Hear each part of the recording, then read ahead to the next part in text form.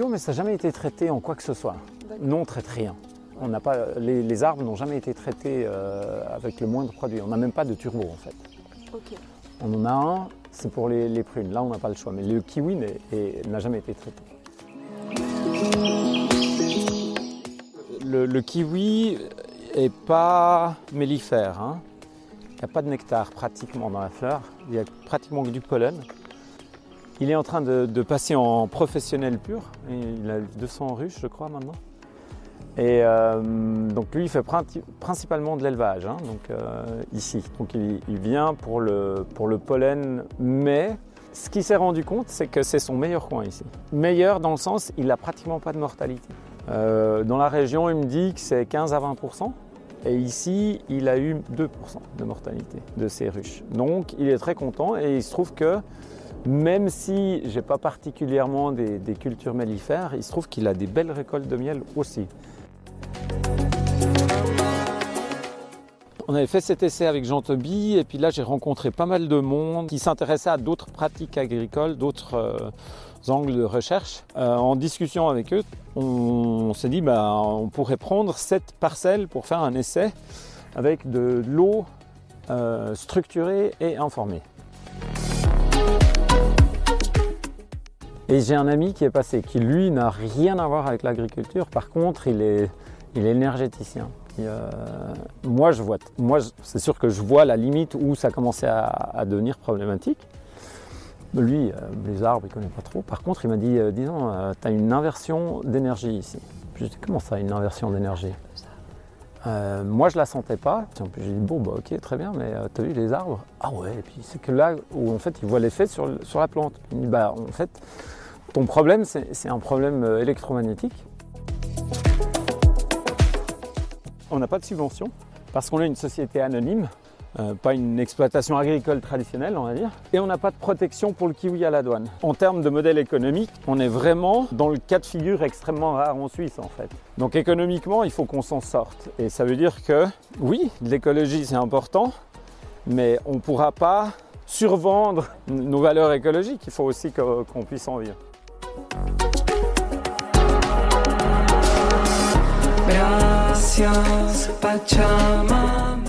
Mathias Faé est arboriculteur, penseur et depuis quelque temps, il accompagne le changement des individus et des entreprises. Dans le premier épisode, il nous partageait son regard sur la crise agricole et sociétale qui arrive à son paroxysme et quelques conseils tirés de sa propre expérience pour pouvoir garder notre alignement en cultivant notre santé mentale et physique et notre bon sens.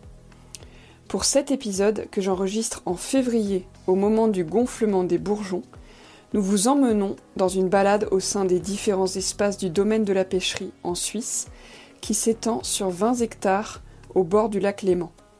Le domaine est le premier producteur de kiwis suisses et les plus vieux kiwis ont 50 ans. Mathias a repris la direction du domaine en 2018 et depuis, il y expérimente une vision et des méthodes pour tendre vers une santé holistique des arbres, les mêmes principes que pour la santé humaine.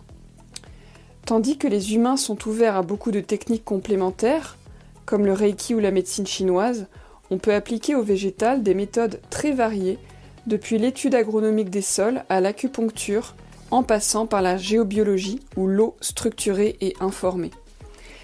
Mathias nourrit un riche réseau de personnes qui viennent l'aider à prendre soin des kiwis, avec toujours la nécessité de l'équilibre économique, dans un contexte de plus en plus complexe, pour cette ferme qui produit 80 à 90% des kiwis suisses. Après avoir partagé un repas agrémenté d'ail des ours cueillis sur le domaine, nous sommes allés voir un verger de pruniers qui, cette fois-ci, appartient à Mathias. Toujours avec cette nécessité de rentabilité économique, il y teste des pratiques pour pallier aux difficultés agronomiques de la parcelle. Je vous invite à prendre le temps d'écouter cet épisode en balade, à pied, dans les champs, en voiture, vous laissant porter, inspirer, par ce que Mathias co-crée avec le vivant. Je profite de cette introduction pour remercier Mathias de m'avoir consacré une journée entière et remercier les tipeurs qui m'ont permis de payer mes frais de déplacement pour me rendre en Suisse. Très belle écoute.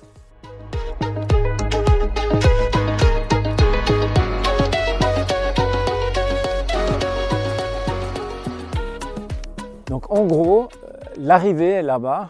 Donc en haut là, tu as le château d'Alamand. Hein. Et la route principale passe juste devant les vignes là. Et ça, c'est la voie de circulation historique Lausanne-Genève, avant l'autoroute. Et ensuite, tu as toute cette zone qui fait là, jusqu'au lac, qui est une zone naturelle protégée. Ici, tout ça, c'est protégé. La ferme aussi. Alors, la ferme, la forêt est zone naturelle protégée, la rivière, et puis la ferme, c'est quand même des terres assolées, donc il n'y a pas de protection particulière dessus. Mais c'est bien que ce soit en bio. C'est non seulement en bio, mais ça n'a jamais été traité en quoi que ce soit. On n'a pas, les arbres n'ont jamais été traités avec le moindre produit. On n'a même pas de turbo en fait. Okay. On en a un, c'est pour les prunes. Là, on n'a pas le choix. Mais le kiwi n'a jamais été traité. Okay. Et du coup, si tu veux, tu as cette espèce de barrière. Tu vois, tu as ce bosquet d'arbres ici. De l'autre côté, il y a la rivière, il y a la gravière. Là, tu as ce qu'on appelle le chemin creux. Ça, c'est le chemin historique en fait, qui amène à la plage. Ouais. Et puis, du coup, en fait, ici, c'est un peu comme un îlot. Okay. C'est un endroit fermé sur lui-même, en fait. Et c'est pour ça que moi, je voulais marquer le passage. Quand tu rentres dans quelque chose. Ah, et il y a toi qui a fait installer ça? Oui, bien sûr. Ouais. Donc, quand tu passes ici, et beaucoup de gens ils le sentent. Moi, il y a plein de gens qui me disent, mais ici, on n'est pas... Oui. On est dans une autre truc, quoi. Ici, tu es dans un espèce de cocon. Il y a une ambiance particulière parce que la côte, comme tu as vu, c'est très densément peuplé, c'est très business. Il y a beaucoup d'argent, les gens sont assez dans une forme de frénésie. Et ici, on a la chance que ça pose. Vraiment, il y a quelque chose de... Après, je te montrerai d'autres choses que je fais pour amplifier ça, en fait. Ici, à la base, c'était un domaine avec du bétail. Donc le bâtiment que tu vois là, celui qui est brun, ça c'est le bâtiment historique dans lequel ils avaient, jusqu'à il y a 45 ans, du bétail. Mais tu vois, genre, il y a 10 jours, il y a un gars qui débarque, je pense 75 ans comme ça, puis il avait l'air un peu perdu, puis en même temps, il connaissait le lieu. Et en fait, il m'a raconté que lui, il a fait son apprentissage avant que ça devienne les kiwis, donc il y a à peu près 45 à 50 ans ici. Donc il est venu, puis il avait bien vu qu'il y avait des transformations, mais il m'a raconté l'historique quand il traisait là-dedans, quand il allait labourer ses champs et tout ça. Donc c'était très sympa pour moi, il y a plein d'infos. En 84, ils ont décidé, deux pionniers, vraiment deux arboriculteurs très originaux, mais très business. Il y en a un, il était pilote privé, en même temps d'être arboriculteur, donc il était souvent en train de piloter dans tous les sens. Et l'autre, c'est un peu celui qui, dans la région, a amené à peu près toutes les nouvelles technologies, genre Philippe Pargrel, c'était les premiers à en faire en Suisse. Il avait une ferme d'olives en Espagne. Tu vois, un gars qui bougeait beaucoup, je crois qu'aujourd'hui il vit à Saint-Domingue. Tu vois, un gars un peu à 80 ans, tu vois, un truc comme ça. Bref. Donc ces deux-là se sont mis ensemble et ils avaient déjà testé le kiwi en Suisse, puis ils ont vu cette possibilité ici, le terrain est approprié, puis du coup ils ont acheté et ils ont planté plein de kiwis. Voilà, ça c'est si tu veux l'origine de ce domaine. Cette parcelle ici, ils l'ont exploitée en gravier dans les années 90 et puis une fois que le gravier est extrait, ça a été remblayé. Malheureusement, à l'époque, ils ne faisaient pas très attention à la qualité de ce qu'ils amenaient. Donc, c'est une parcelle difficile. Il y avait du kiwi là-dessus jusqu'à il y a 2 ans. Une variété aussi difficile d'ailleurs. Là ? Ouais, cette parcelle-là, 4 hectares. Vous avez mis des légumineuses du coup pour... Ouais, c'est ça, c'est de la luzerne. Parce que la luzerne travaille bien le sol en profondeur. D'autre part, c'est aussi pratique pour le bétail qui a par ici, qui manque parfois de fourrage. C'est pour mon frère en l'occurrence, qui habite à 10 km, celui qui ramasse ça. Et puis on va laisser 2 ou 3 ans se reposer, puis on replantera, mais vraiment là c'est vraiment un projet de comprendre le sol. Donc je travaille avec l'Université de Lausanne qui vient faire avec leurs étudiants, ils viennent faire des analyses de sol. Donc là, ils ont fait 5 puits. Ils font un vrai travail de recherche. Qu'est-ce qu'on peut amener? Ce que j'aurais aimé, c'est une cartographie très précise, vu que c'est c'est pas homogène vu que ça a été amené en camion. En fait, tu as des zones. Par endroit, j'imagine que c'était de la terre d'un chantier, puis après, tu as tout à fait autre chose. Ouais. Puis du coup, comment travailler malgré tout? Ma foi, c'est ce qu'on a, c'est le terrain le plus proche de la ferme. Ouais. Nous, on n'en a pas assez de sol, c'est-à-dire que de terrain. Il faudrait qu'on puisse replanter des arbres. Donc, malgré le fait que c'est une parcelle difficile, je vais quand même replanter du kiwi. Du coup, la question devient comment améliorer le sol, comment améliorer les pratiques, comment éviter les stagnations d'eau, bref.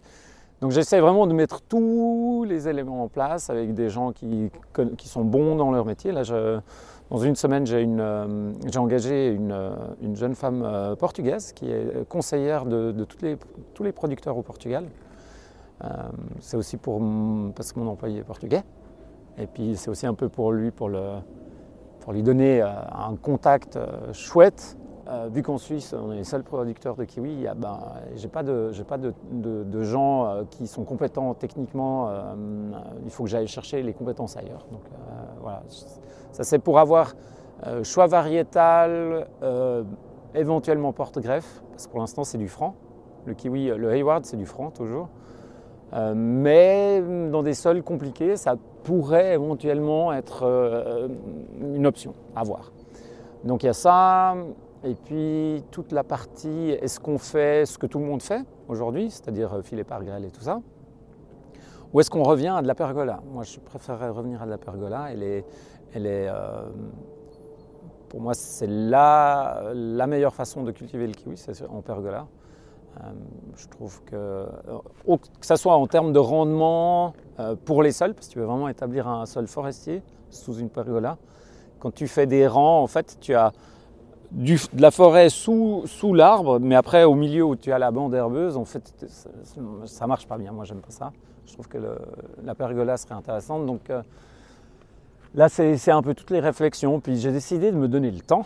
De toute façon, il faut laisser le terrain, tu vois, on a tout broyé sur place, donc là, tout le bois est dans le sol, donc il faut le laisser aussi se décomposer. Donc on va y aller tranquillement, quoi. Donc ça, c'est pour cette parcelle-là. Donc là, il y a un cimetière de kiwi. Un cimetière, il reste du bois, quoi. C'est le broyage. Les racines, on les a laissées dans le sol, carrément. On ne voulait pas les remuer toute la terre. On a plutôt essayé de travailler en surface avec des semis directs, des choses comme ça. Et puis là, par contre, justement, vu la problématique d'accumulation d'eau dans ce sol, je pense faire des buts. Ouais. Donc l'idée, ce serait de créer les buts, de réensemencer et ensuite amener les arbres. Donc c'est un processus que j'imagine sur 1 an.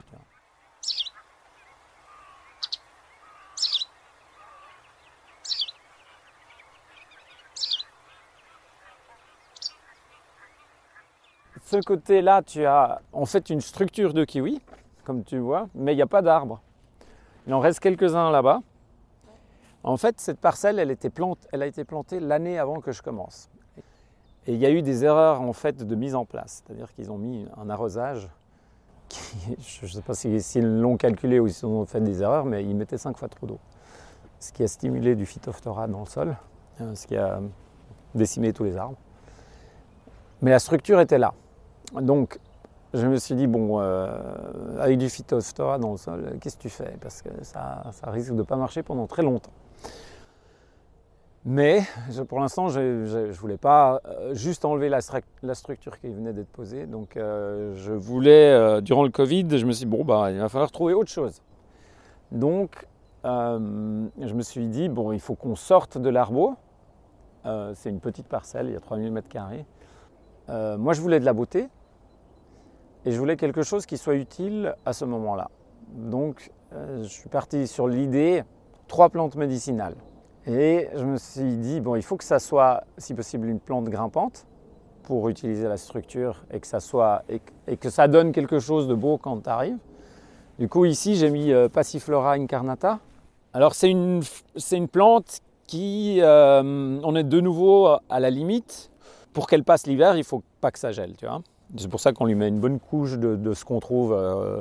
Puis là, c'était ce mélange de fumier de cheval avec beaucoup de copeaux et un peu de paille. Ça fait l'affaire pour moi.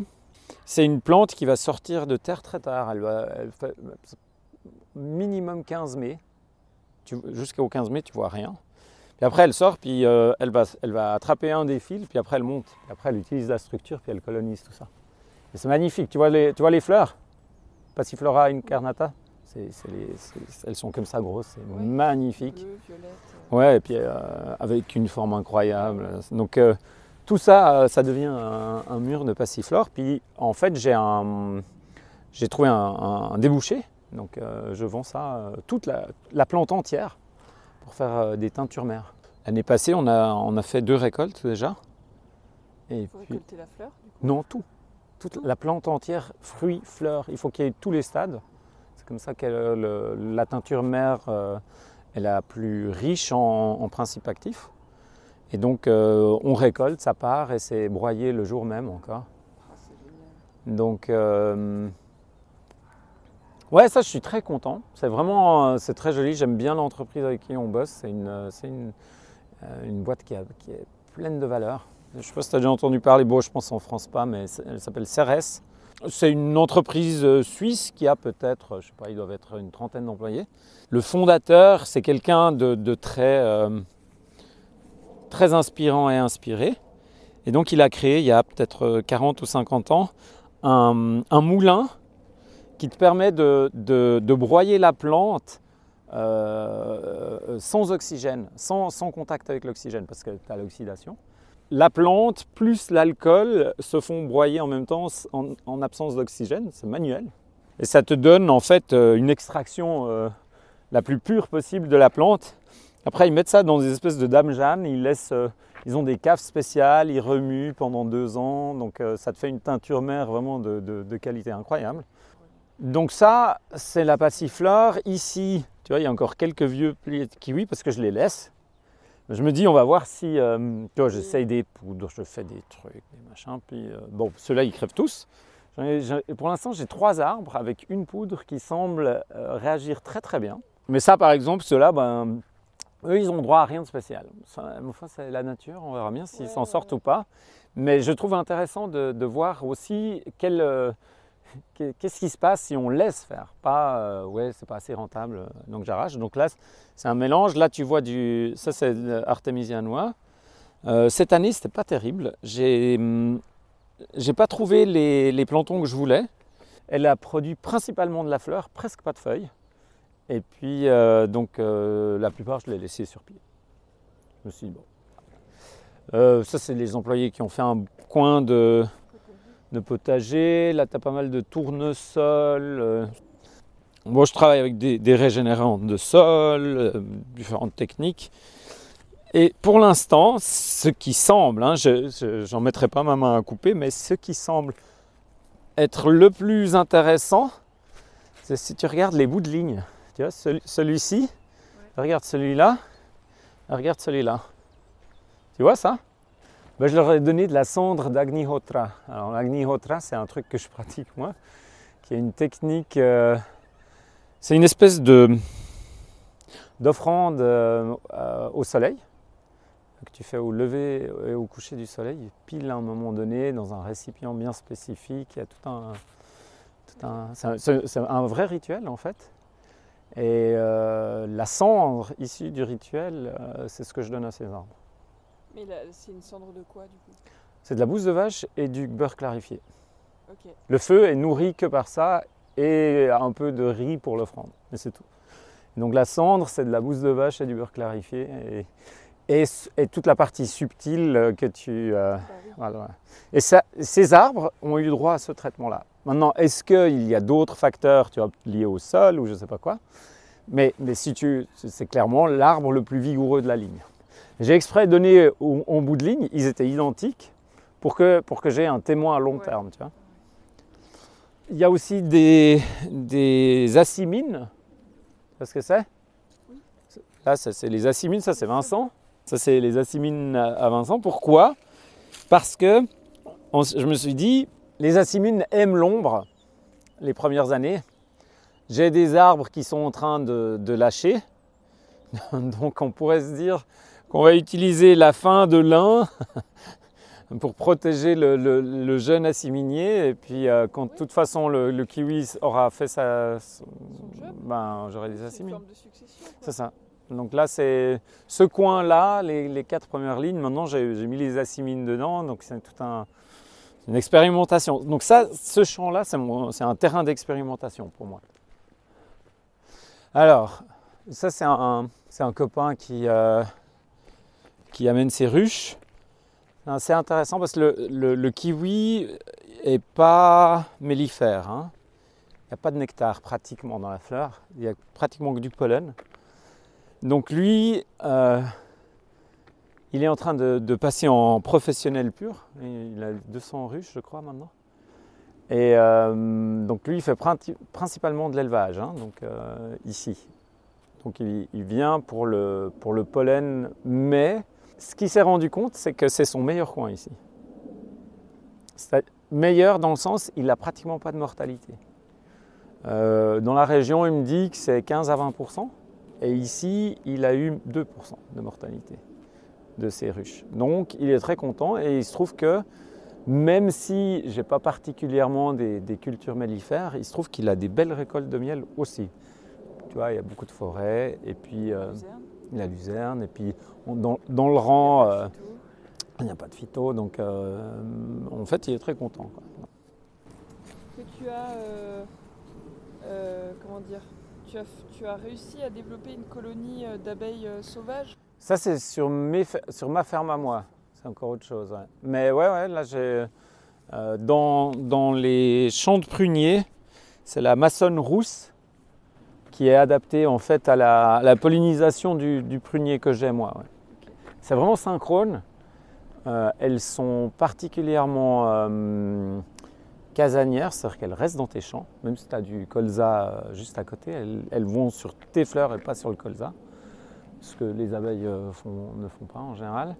Elles volent par temps plus frais et par vent que l'abeille mellifère ne fait pas autant. Donc c'est vraiment une super travailleuse. Puis moi je lui offre le gîte et puis voilà, tout le monde est content. Alors la ferme elle-même est à 15 minutes. Originellement j'étais à 80%, donc 4 jours par semaine je suis à la pêcherie. Elle reste sur ma ferme. Mais je ne vis plus sur ma ferme, je me suis séparé de mon épouse. Ouais. Donc c'est compliqué, elle y vit. Ouais. Moi j'y travaille et je vis ailleurs.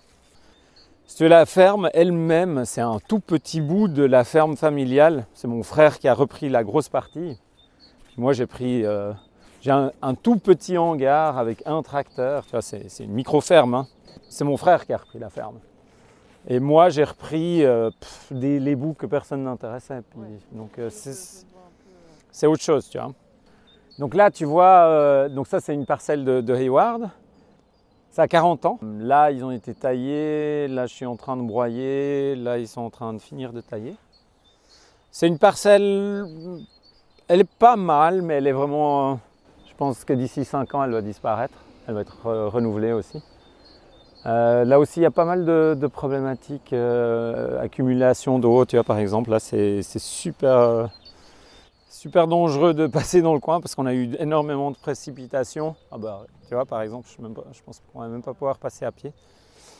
Donc c'est des zones difficiles. Là juste, ça je te montre à toi, mais je ne montre pas à tout le monde, ça c'est une station d'harmonisation justement. Ça, même mes employés ne savent pas ce que c'est. En fait. Ok, alors qu'est-ce que c'est ? Ça c'est en fait un dipôle, donc sous le plastique noir tu as un condensateur qui est fabriqué à la main avec de la laine de mouton. Okay. Et puis en fait c'est des proportions, c'est des gars qui ont développé ça en Allemagne et en fait c'est un générateur d'orgone, je ne sais pas si tu vois ce que c'est l'orgone. L'orgone c'est en fait une énergie éthérique qui te crée un espèce de vortex tellurique. Ici. Cosmotellurique. C'est ça. C'est donc un port pour la Terre, quoi. Ouais, c'est ça. Et moi, je l'ai posé ici parce que j'aime bien expérimenter. Et c'est alimenté aussi, tu mets aussi cette poudre d'Agnihotra, c'est pour ça que j'expérimente avec ça. Pas assez, ces temps, je Ça fait déjà un moment que je n'ai pas eu le temps de me consacrer à ça, mais je trouve intéressant. Puis là, c'est un coin un peu caché, tu vois, il n'y a pas de promeneurs, un coin sauvage, un peu intouché, tu vois. Donc j'aime bien, j'ai choisi ça pour cette raison-là. Et donc, pour moi, pourquoi je te raconte tout ça, c'est que ça participe à créer quelque chose qui soutient en fait le vivant. Et le vivant, donc que ce soit les plantes, nous, les abeilles, tout quoi.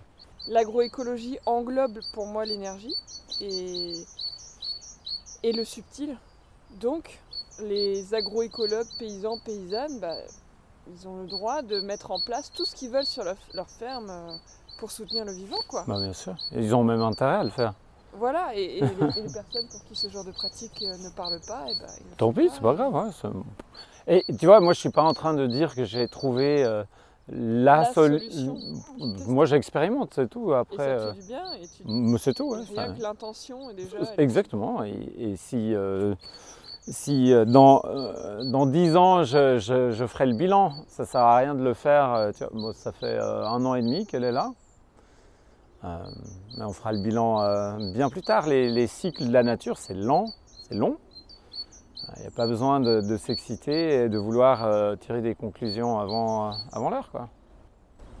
Et ce que je trouve chouette, c'est d'avoir un énorme roncier, parce que c'est quand même le roncier, tu connais la puissance de la ronce. Les oiseaux et la biodiversité, les arbres qui poussent dedans doivent te remercier pour ça. Et j'avais une question par rapport au kiwi. Du coup, là, quand vous allez arrêter la production, qu'est-ce que vous allez faire ? Ah, ce sera la même chose. On va laisser la terre se reposer pendant 3-4 ans. Probablement légumineuse. Et puis ensuite, on remettra du kiwi. Parce que, à la différence de, tu vois, par exemple, après la pomme, les gens, en général, ils passent à autre chose. Et puis, ils reviendront peut-être 10 ans plus tard. Mais en l'occurrence, je vois aucune raison, parce qu'on n'a pas de maladie. En général, tu fais de la rotation parce que tu as peur qu'il y ait des pathogènes qui s'installent, mais il se trouve qu'on n'en a pas. Donc, c'est pour respecter le sol, la vie du sol, des choses comme ça, mais moi je ne vois pas de raison pour ne pas revenir avec des kiwis. Le sol, là, il est un peu enforesté, surtout que vous mettez beaucoup de DRF et tout ça. Quelque part, la succession pourrait être aussi quelque chose d'encore plus forestier. Ça, le problème, c'est le modèle économique qui est avec. Et tu vois, si maintenant on parle moins écologie mais plus économie, tu vois, il s'agit d'une société anonyme ici. Hein, c'est même pas une. Donc, c'est des actionnaires qui ont investi dans un modèle économique on ne peut plus classique. Du coup, il faut qu'il y ait une certaine rentabilité. La particularité du domaine ici, c'est qu'en Suisse, la plupart des productions jouissent de ce qui fait rêver beaucoup d'Européens. C'est que nous, on a encore des protections aux douanes. C'est-à-dire qu'aujourd'hui, la volaille française se trouve en concurrence permanente avec des produits bas de gamme, de mauvaise qualité, qui ne respectent absolument pas le cahier des charges qu'on applique aux agriculteurs français. On a le même problème en Suisse, mais on a la chance d'avoir au moins en saison, par exemple, une protection aux douanes. C'est-à-dire que, je sais pas, tu prends la fraise, j'imagine que ça doit être 15 avril au 15 juin, il y a une protection à la douane. Ça ne veut pas dire qu'on n'importe pas, mais il y a une taxe qui s'applique à l'importation qui protège un peu la production locale.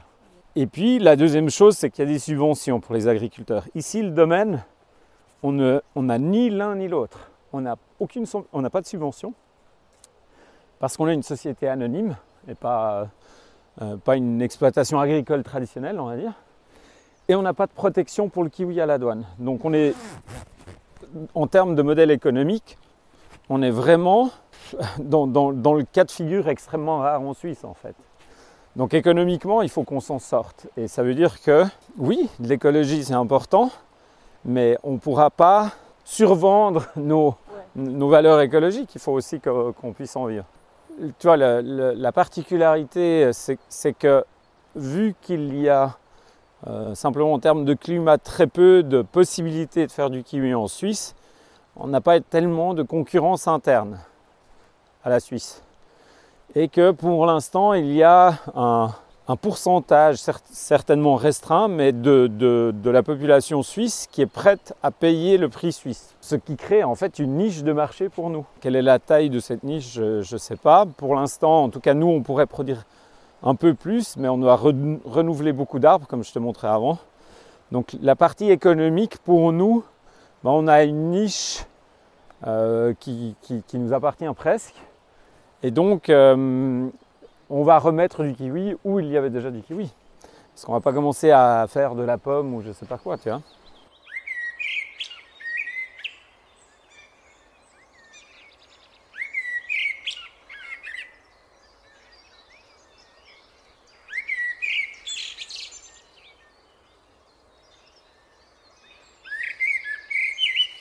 Alors, en ce moment, c'est vraiment taille et attachage, principalement, pour les travaux à l'extérieur.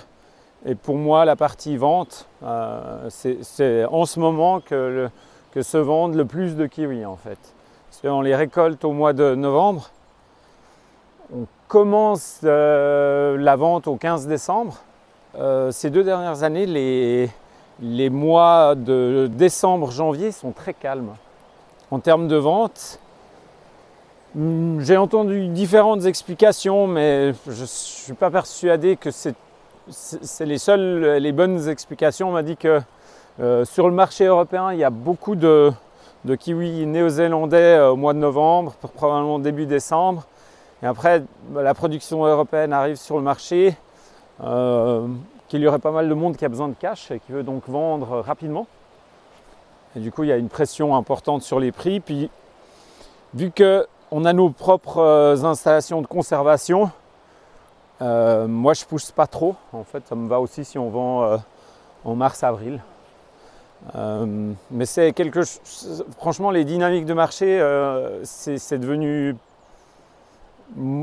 plus complexe. Et en tout cas pour moi, je manque peut-être de visibilité pour comprendre vraiment tout ce qui se passe. Mais... Et toi, tu fais un peu de taille aussi ? Non, parce que le problème c'est qu'ils font ça à 4.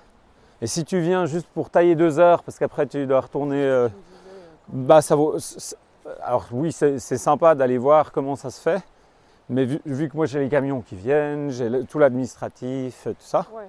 Donc non, je ne taille pas. Pour être un bon tailleur, il faut quand même passer pas mal de temps. Alors bon, j'ai beaucoup taillé d'autres choses, donc ça va. Mais si c'est pour aller tailler 2 heures, ça mène pas grand-chose dans le champ, quoi.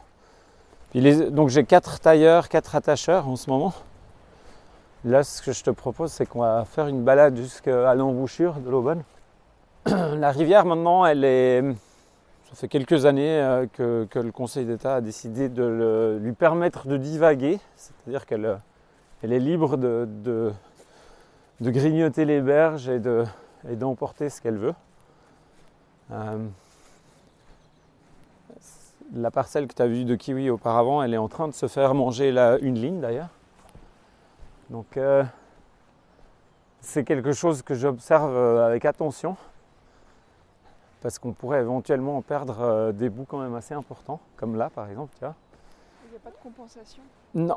Donc normalement, en fait, notre parcelle, elle est en limite de divagation, c'est-à-dire qu'elle sort de la zone où elle est libre de se déplacer, mais même si ça, c'est ce qui est écrit sur le papier, après la réalisation, qu'est-ce qui compense quoi. Avant, le chemin passait là-bas. Et en fait, la rivière, en 2-3 ans, elle a fait probablement 15 mètres dans ce sens-là. Et tu vois que ça continue. En fait, quand les eaux sont hautes, ça vient taper là. Donc ce bosquet-là, il va tomber bientôt. Hein. Tu vois qu'il est rongé depuis là. Ça tient déjà plus tellement, tu vois. Donc c'est juste une question de temps avant que ça continue à mordre dans ce sens-là. Et s'il y avait... justement, dans les modèles économiques de l'agroécologie, quand tu laisses le vivant reprendre une grosse place comme ça serait chouette qu'il y ait des soutiens, quoi. Le problème, selon moi, c'est que... je vais peut-être te choquer, mais je pense que la vision écologique pure va de plus en plus maintenant rencontrer aussi les réalités qui en Europe ont été totalement occultées depuis des décennies.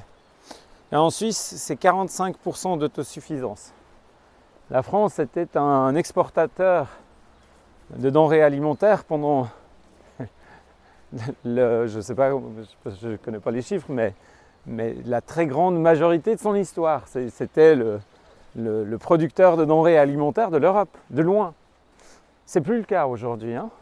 Tu vois, dans des tensions géopolitiques comme elles sont déjà là aujourd'hui, hein, il va falloir qu'on réapprenne à produire aussi sur nos territoires.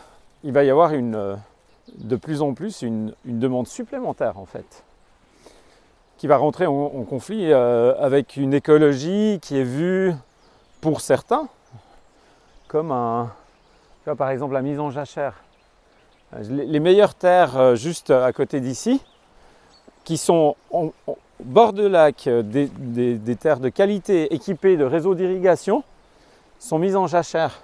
Je comprends la théorie derrière, mais dans la pratique, c'est littéralement du non-sens, écologiquement aussi, parce que les denrées qui ne vont pas être produites sur cette parcelle qui a toujours été utilisée depuis, probablement même depuis des centaines d'années, c'est simplement qu'on va importer ces denrées depuis des pays où il n'y a aucune législation écologique, où en général on utilise tous les pesticides qui sont interdits ici. Donc si tu veux, c'est une forme d'écologie sur le papier, mais qui dans la réalité ne tient pas du tout, quoi. Et tu vois, d'un côté, on dit tout le temps oui, l'agriculture devrait être très écologique, mais si on prend juste la Suisse, personne ne met jamais dans la balance le développement massif de l'urbanisation, dans tous les sens, qui pose beaucoup plus de problèmes en termes d'écologie que selon moi, hein, rien du tout. Ouais. Partout on nous vend des quartiers écologiques. Au nord de Lausanne, on nous vend un quartier écologique. C'est du béton partout. Hein. Ok, il y a quelques arbres et puis ils ont mis la ligne de métro pas trop loin pour qu'il y ait moins de voitures. N'empêche qu'avant, elle produisait de la nourriture, cette terre-là.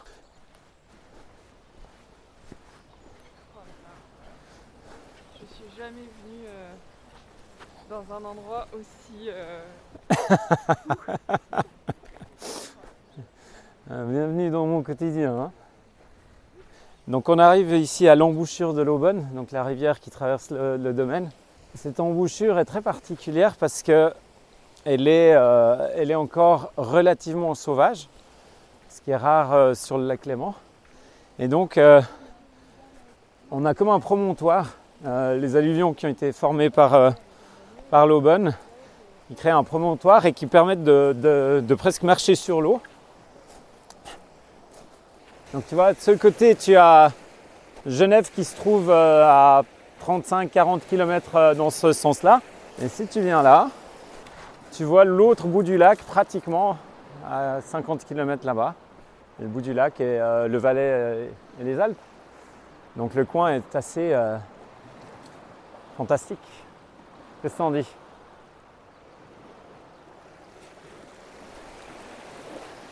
Ça fait presque envie d'aller sur le petit banc de sable. Hein.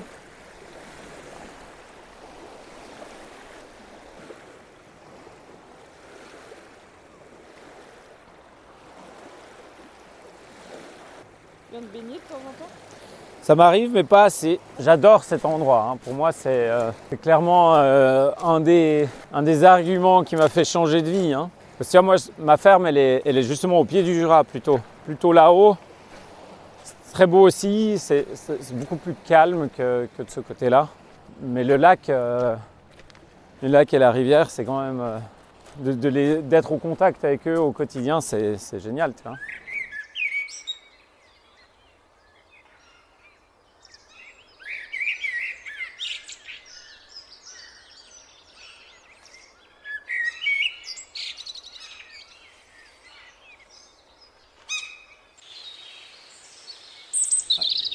Donc ça c'est la plus grosse parcelle du domaine, c'est donc un peu plus de 6 hectares de kiwi Hayward. Ils ont 40 ans cette année. C'est une culture en pergola. Et si tu regardes le sol après broyage, tu vois un sol où tu ne vois pas la différence entre la partie sous les arbres ou la partie au milieu. En fait, on a vraiment quelque chose d'homogène. Aussi bien au niveau de l'ombre que des déchets de taille qui tombent au milieu?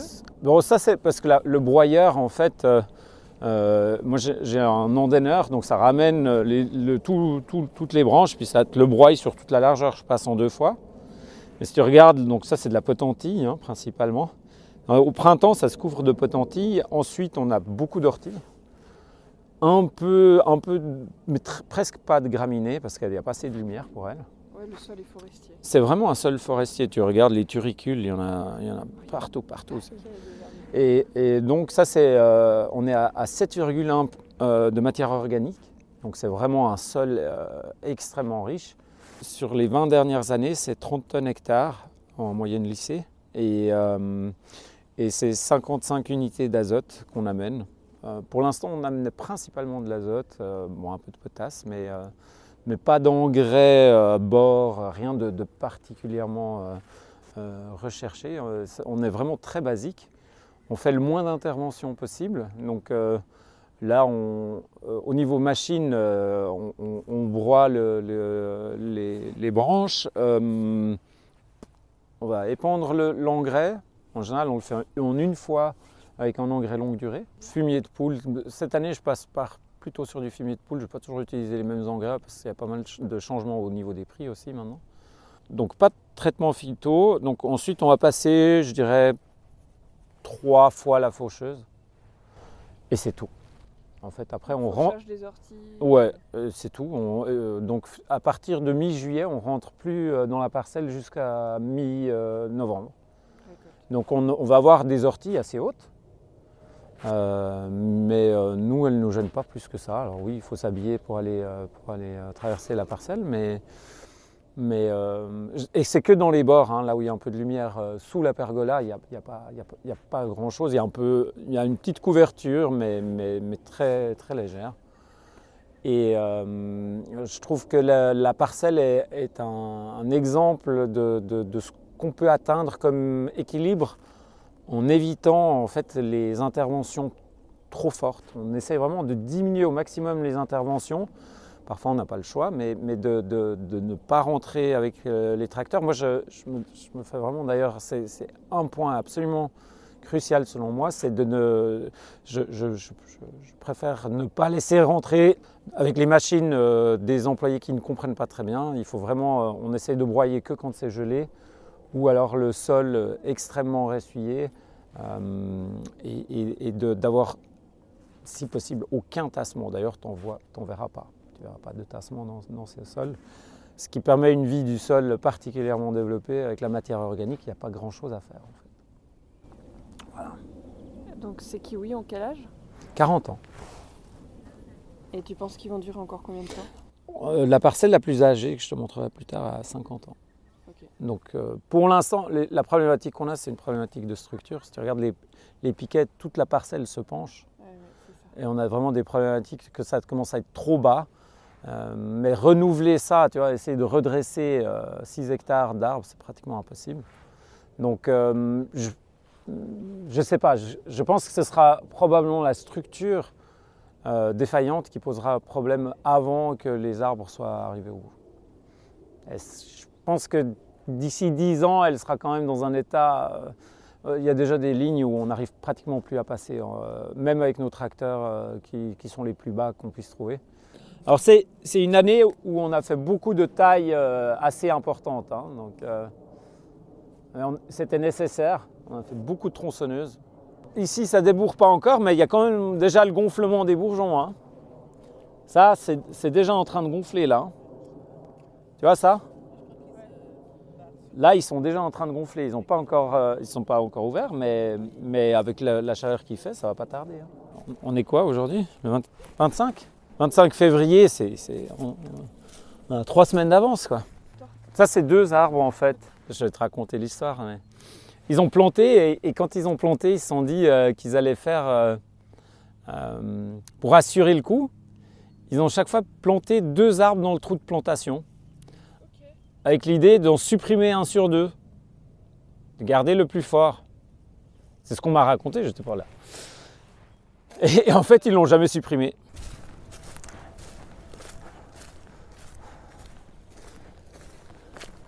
Tu vois, là, ça commence à être un peu compliqué, là.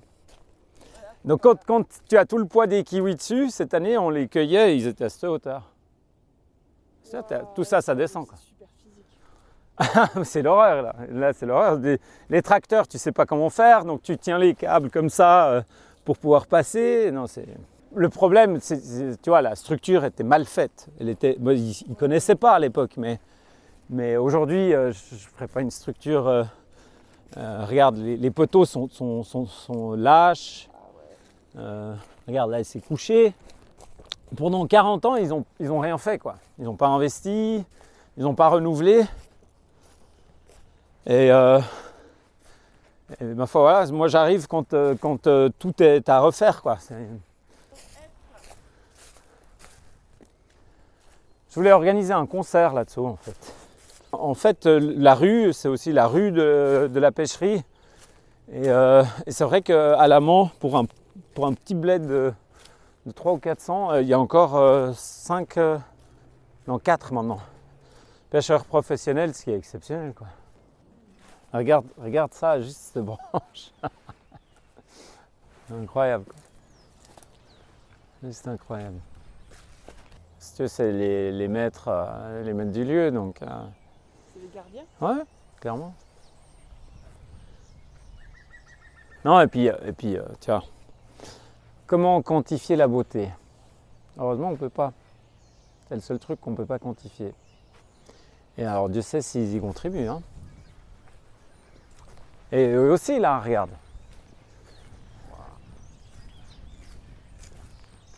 Regarde comme c'est beau, là. C'est plein de... Super important le lierre, parce que c'est une des dernières feuilles à être... une des dernières fleurs à éclore à l'automne. Ouais. Et ça permet ouais, y a aux du monde, abeilles ouais. d'être nourries en octobre, novembre, quoi. Bon, là, il est mangé, ouais. Voilà. Là, il y a des baies en moins, ouais. Et ça n'est pas une plaie pour les arbres. Ça, je pense que c'est... Bon, par exemple, sur les pruniers, je suis obligé de l'enlever parce qu'il provoque quand même des problématiques moniliose, par exemple. Il provoque une accumulation d'humidité dans l'arbre. Okay. Ce qui est propice aux cryptogames. Je me demande s'il est habité. J'imagine que oui, quand même. Oui, c'est joli, hein. Regarde. D'ailleurs, il faudrait les nettoyer, hein, de temps en temps. Je n'étais pas surpris s'il y en a un qui sort, hein. Bah, il faut pas l'embêter, quoi. Je vais pas l'embêter, je regardais juste s'il est habité ou pas. Il y a un beau nid avec quelques cheveux, j'adore. Enfin, les cheveux, je veux dire. On perd nos cheveux, ça sert à quelque chose. C'est toi qui les as fait installer ? Ouais. C'est des super nichoirs. Tu connais ? Non. C'est Schwegler, c'est des Allemands, c'est les meilleurs nichoirs selon moi.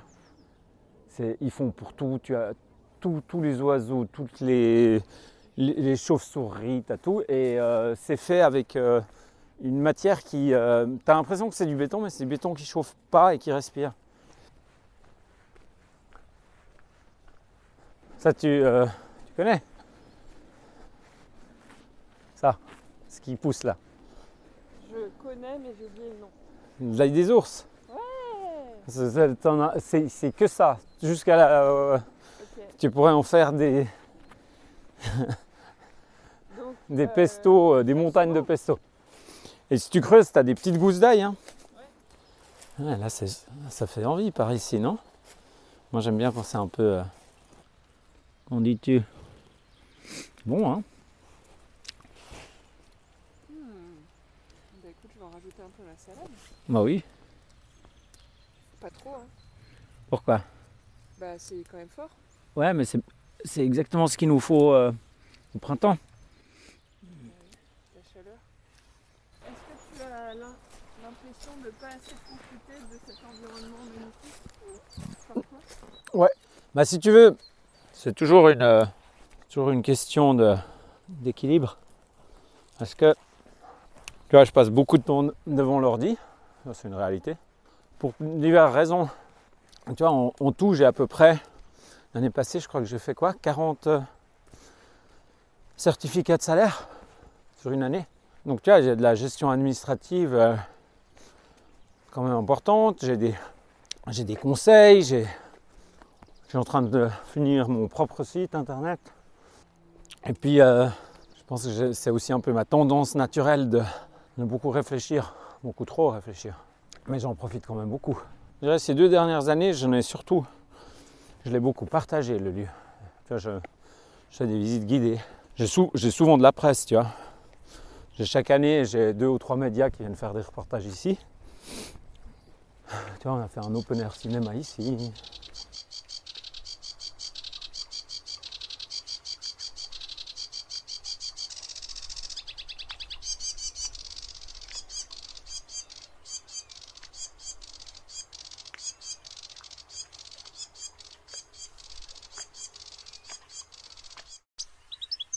Donc ça, c'est une parcelle que je loue d'un ami de longue date. Il me l'a mis en location en 2017 parce que mes parcelles qui sont plus hautes sont beaucoup touchées par des problématiques de gel depuis quelques années. Et en plus, j'ai pas d'eau. Donc 2 problématiques que je ne peux pas résoudre. Et vu que j'aime planter des arbres, ici on est 120 mètres plus bas en termes d'altitude. Et là, il y a un réseau d'irrigation. Donc, je résous 2 problèmes que j'avais au niveau de la culture de prunes. Donc, j'ai planté ici à l'automne 2017. J'ai à l'époque commandé des plants bio, ce qui est une obligation bio suisse, mais en l'occurrence, la qualité des plants n'était pas terrible. Donc, j'ai tout ce côté-là qui était vraiment très faible. Ça poussait moyennement. Il faut savoir que le locataire précédent, donc pas mon ami, mais celui à qui il avait loué ses terres, était quelqu'un qui est assez réputé pour matraquer les sols. Donc il y a des antécédents qui sont vraiment pas bons. Et j'ai eu de la peine à les mettre en place, c'est-à-dire qu'ils poussaient, mais pas beaucoup. Je pensais aussi que c'était dû à la nature des plants bio qui sont assez chétifs souvent. Et puis en 2021, j'ai carrément eu un arrêt, et ils étaient tout jaunes et on a eu cet été extrêmement pluvieux. On a eu 600 mm d'eau en 3 mois. Et vu que c'est un sol un peu argileux pour la prune, je m'étais dit c'est probablement ça. Il se trouve qu'en 2022, j'ai continué à avoir les mêmes problèmes et j'ai fait faire des analyses de sol, des analyses foliaires. Bref, on a fait une recherche en termes, on va dire, agronomiquement conventionnels, mais on n'a pas vraiment trouvé des moyens de comprendre vraiment quel était le souci. Donc suite à ça, je travaillais déjà sur un essai à l'époque dans le kiwi avec Jean Toby. Je ne sais pas si tu connais. On avait fait cet essai avec Jean Toby et puis là j'ai rencontré pas mal de monde qui s'intéressait à d'autres pratiques agricoles, d'autres angles de recherche. Et puis en discussion avec eux, on s'est dit on pourrait prendre cette parcelle pour faire un essai avec de l'eau structurée et informée. Donc c'est la station que tu vois en tête de ligne là-bas. Ouais. Donc il y a des panneaux solaires qui permettent d'alimenter de façon électrique des cartouches. La moitié du champ, donc cette partie-là, elle est uniquement avec de l'eau structurée. Cette partie-là, elle est structurée et ensuite informée. Pour avoir 2 modalités. Et puis ça va être un essai de 3 ans. Alors structurée, il faut s'imaginer que la structure moléculaire de l'eau, elle est définie par où tu as pompé ton eau, comment elle est stockée, dans quel tuyau elle passe. Mais en gros, c'est des agglomérats qui représentent un groupe de molécules d'eau. Et on appelle ça un cluster. Un cluster, c'est plus ou moins gros. Si ton eau est issue d'un torrent de montagne, les clusters sont très petits. Parce qu'en fait, il y a des vortex de façon permanente et les vortex empêchent l'agglutinement de ces trucs qui font les clusters. Un de ces regroupements, Ça définit la capacité d'absorption. Par exemple, si tu prends l'eau en termes d'alimentation humaine, s'il y a des gros clusters, tu as du mal à l'absorber. Oui, et du coup, tu auras plus de mal, par exemple, à détoxifier un corps avec de l'eau, parce que la capacité d'absorption, elle est moindre. Mais de même, inversement, les plantes vont avoir plus de difficultés à l'absorber. Et par contre, les plantes font de l'eau nouvelle qui doit être moins structurée. Alors, structurée, ça veut dire qu'on lui donne une structure définie. Ouais, Donc elle est structurée avec des plus petits structures. C'est ça, exact, voilà, c'est ça. Et donc, si tu es en termes agronomiques simples, ça diminue la consommation d'eau.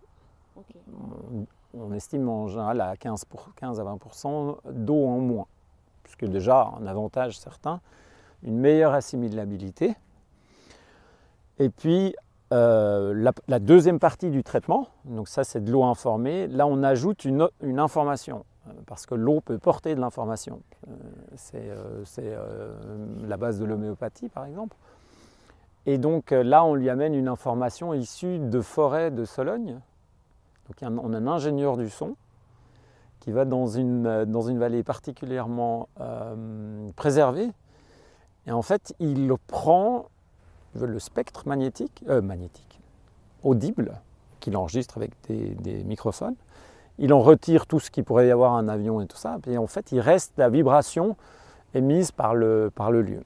Et c'est ce qui est appliqué à la deuxième cartouche. Donc ça, on essaie d'amener en fait cette cohérence de groupe qu'il existe dans un lieu préservé et qu'on n'a plus dans les lieux cultivés. C'est-à-dire qu'un lieu naturel, il y a comme un baigne, comme dans une espèce de soupe de cohérence. Donc on enregistre ça et puis on le met dans l'eau. Voilà. Après, chacun en fait ce qu'il veut, et on pense ce qu'il veut. Mais voilà le principe même de l'information qu'on essaie d'amener. En gros, on pourrait dire que c'est une forme de biodiversité qu'on amène, une information de biodiversité qu'on amène dans ton champ, à défaut de l'avoir. Pourquoi ne pas avoir planté la biodiversité directement plutôt que de faire de la monoculture? Parce que économiquement, c'est pas rentable. Bah oui. Si tu vois, alors tu veux par exemple planter, je sais pas, tu voudrais mélanger tous les fruits à pépins et à noyaux qui poussent bien en Suisse. C'est impossible à faire les traitements en bio. Contrairement au kiwi, la prune, je ne peux pas la cultiver pour l'instant sans traitement. Il y a des ravageurs qui t'empêchent d'avoir des rendements corrects si tu ne fais pas les traitements. Le puceron vert du prunier, par exemple, sur cette variété-là, si tu ne le contrôles pas, il peut te faire perdre deux. Donc oui. Mais comme le Carpocaps en France. Oui, même chose. Et il y a des fermes qui ont réensauvagé, qui ont remis de la diversité, qui ont recréé de l'espace pour le sauvage et qui ont quasiment plus de Carpocaps parce que y a les ravageurs du Carpocaps qui ont leur habitat sur la ferme. Oui. C'est ce qu'on essaye d'amener de plus en plus. Ce que je comprends de ce que tu fais, c'est que tu essayes alors cette eau informée, structurée. Économiquement, il faut que cette parcelle soit rentable. Oui. Donc c'est un équilibre entre tout ça. Oui. Tu as aussi beaucoup d'autres choses à côté. Si tu n'avais que cette parcelle à t'occuper, peut-être que tu pourrais faire tout un tas de tests. Mm-hmm. Mais surtout, tu vois, 1 hectare de prunes, ce que tu gagnes en produisant sur 1 hectare ne te permet pas de vivre tu vois, je veux dire, en bio, tu comptes à peu près 20 tonnes hectare. Admettons que tu gagnes 50 centimes du kilo, tu te retrouves avec 10 000 francs. Si tu veux maintenant diversifier ça dans tous les sens, c'est impossible. Oui, après ça dépend. C'est des choix. Oui, c'est ça. Après, c'est un choix, tu vois. Même faire des bandes enherbées avec des couverts multi-espèces, tu vois. Tu sais pourquoi je ne le fais pas pour l'instant? Parce que l'entretien, par exemple, donc il faut venir gratter, puis après il faut ensemencer. Oui. Money. Et pour l'instant, c'est des jeunes arbres.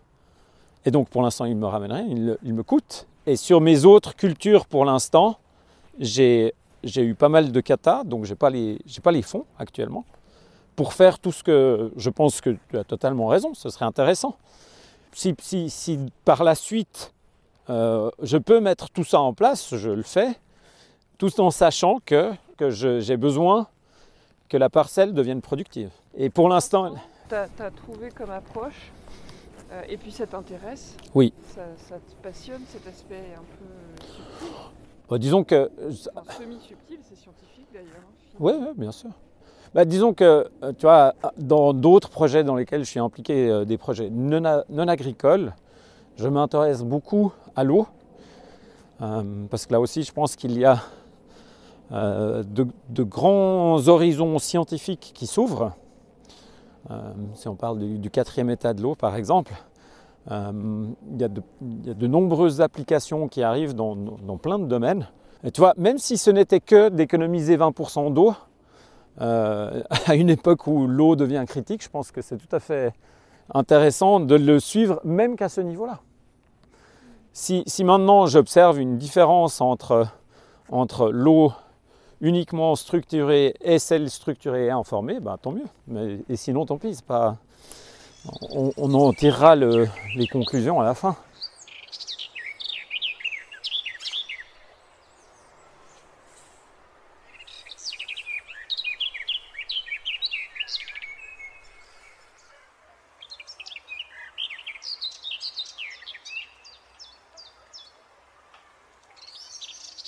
Ah, tu vois ça? Compagnole! Où est-ce que tu mets ta trappe? Là, elle a passé aujourd'hui, et là-bas. Si tu veux mettre une trappe, tu mets là. Okay. Ce tout petit machin. Là, si je mets mon doigt, je suis directement sur la galerie.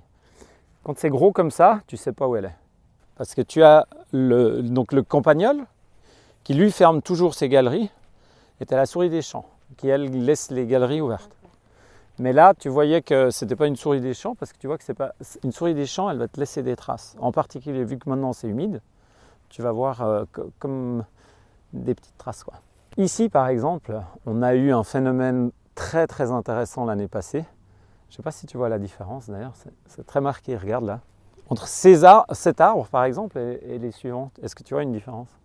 Ouais, tous ceux qu'on a traversés avant, ils ont vécu quelque chose, ils ont vécu un épisode particulièrement marqué l'année passée. Pas assez arboricole. Regarde, je te montre. J'ai l'impression qu'il y a plus de bourgeons. Oui, regarde, il n'y a que des bourgeons à fruits. Et il n'y a pas de pousses. Donc cet arbre n'a pratiquement pas poussé l'année passée. Il a fait ça. Mais il n'a pratiquement pas mis de nouvelles pousses, tu vois là, juste un petit peu.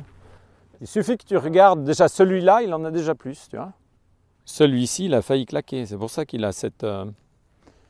il se met à fruit. Il se met à fruit tout ce qu'il peut, quoi. Pour donner sa descendance.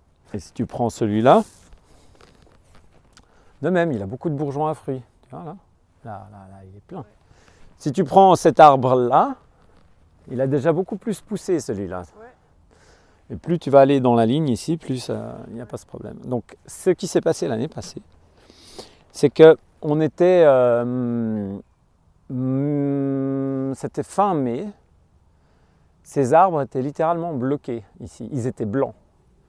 Les feuilles blanches. Donc ça, c'est vraiment quand tu es dans un stade où c'est pas loin de la fin. Hein, quand tu es tout blanc, oui. Ouais, donc, et de nouveau, on ne savait pas. Et c'était principalement les 5 derniers arbres, donc les 10 lignes, tout ce qui était là vers la route en béton. Ils n'ont pas eu droit à quoi que ce soit de particulier en termes de traitement, ou je ne sais pas quoi. Et j'ai un ami qui est passé, qui lui n'a rien à voir avec l'agriculture. Par contre, il est énergéticien. Moi, c'est sûr que je vois la limite où ça commençait à devenir problématique. Lui, les arbres, il ne connaît pas trop. Par contre, il m'a dit, disons, tu as une inversion d'énergie ici. Je lui ai dit, comment ça, une inversion d'énergie? Moi, je ne la sentais pas. Mais il me dit, ouais, c'est très très fort. J'ai une barre là, c'est super désagréable. Il y a une inversion. Puis j'ai dit, bon, ok, très bien, mais tu as vu les arbres? Ah ouais, et puis c'est que là où en fait, il voit l'effet sur la plante. Puis il me dit, en fait, ton problème, c'est un problème électromagnétique. Parce que tu vois, tu as une ligne à haute tension tout derrière, là-bas.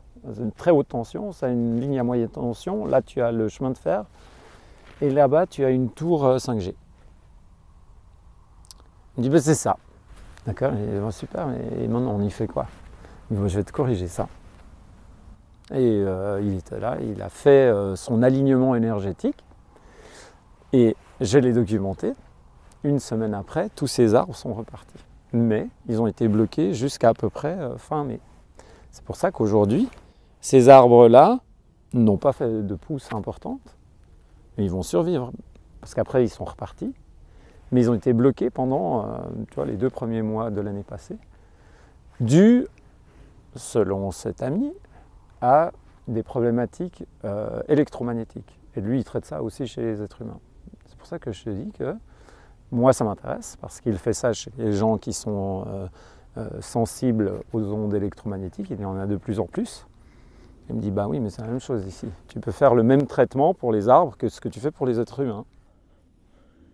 Donc, un autre des intervenants, lui, il s'occupe de faire tout l'aspect géobiologique de la parcelle.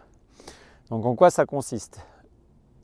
Son analyse, c'est que j'avais un blocage en termes d'énergie. Donc, lui, il le décrit comme un échange entre l'énergie cosmique et l'énergie tellurique. Et il y avait comme un horizon qui empêchait en fait la circulation dans les deux sens. Et elle m'a dit, bah, pour ça, on peut utiliser des cristaux.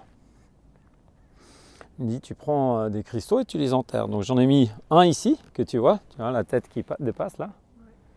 Donc c'est un cristal de roche. Lui, il a la tête en haut. Plus loin, il y en a un qui a la tête en bas. Donc pour essayer de ramener cet équilibre. Puis j'avais encore pas mal de quartz de montagne que j'ai disséminé dans la parcelle, un peu partout ici. Quelques kilos de quartz. Et ce qui est vraiment intéressant, c'est que, et là aussi j'avais un témoin qui était avec moi, je voulais lui montrer ça, comme toi et moi maintenant. Et quand on est arrivé, c'était en mai aussi, on est arrivé, il était déterré. Le cristal était déterré, il était là dans l'herbe. Je me suis dit, c'est quand même bizarre. Et on est allé là-bas, au deuxième, et il était déterré aussi. Qui est-ce qui déterre? Tu vois, si c'est un être humain, il le ramasse et il part avec. On a regardé ensuite, on a trouvé des plumes à côté. Il y avait des plumes de corbeaux. Ça brillait? Non, parce que vu qu'ils sont enterrés, ils ne voient pas que ça brille. Donc j'ai demandé à cet ami énergéticien, et puis il me dit, bah, c'est logique, parce que en fait, le corbeau, il est associé à des basses énergies. Et c'est un animal qui aime les énergies plutôt stagnantes. C'est pour ça qu'on les associe en général avec les marais, les cimetières, je ne sais pas quoi. Il me dit, oui, effectivement, tu as pour l'instant des énergies basses dans ton champ, dues à cette impossibilité de circuler. Mais eux, ça les arrange. Donc ils te l'enlèvent. Et donc je les ai replacés, mes 2 cristaux. Et ce qui est vraiment intéressant, c'est que pendant quelques semaines, tu voyais les traces où ils venaient pour essayer de les enlever de nouveau. Moi, je les avais bien enfoncés.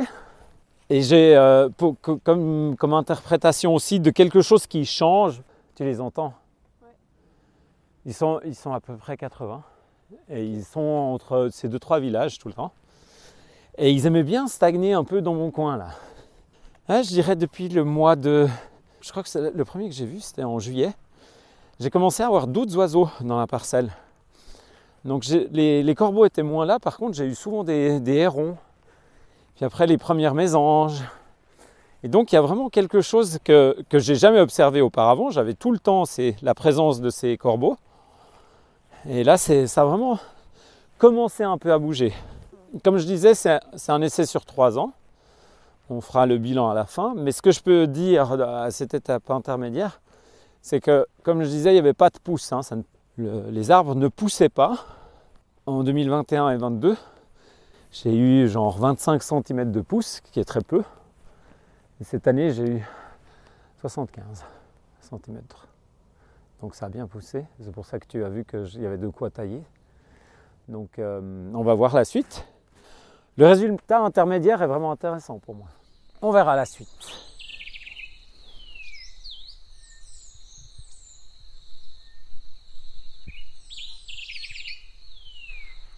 Alors, comment vous sentez-vous après avoir écouté cet épisode? Je vous invite à prendre juste un petit moment pour ressentir ce qui se passe à l'intérieur de vous. Si vous souhaitez m'encourager à continuer à développer mon travail, vous pouvez me soutenir sur mon Tipeee Agroécologie Voyageuse. Une autre manière de me soutenir est de mettre 5 étoiles sur votre plateforme d'écoute et laisser un petit commentaire. Vous pouvez aussi partager cet épisode à 3 personnes qui pourraient être intéressées par ce sujet et suivre le podcast Agroécologie Voyageuse sur Instagram. Si vous souhaitez être tenu informé de la sortie des prochains épisodes, je vous invite à vous inscrire à ma lettre d'inspiration agroécologique, le mycélien. Tous les liens sont dans la description du podcast. Prenez bien soin de vous et surtout, n'oubliez pas, ne soyez pas expert, soyez vers de terre.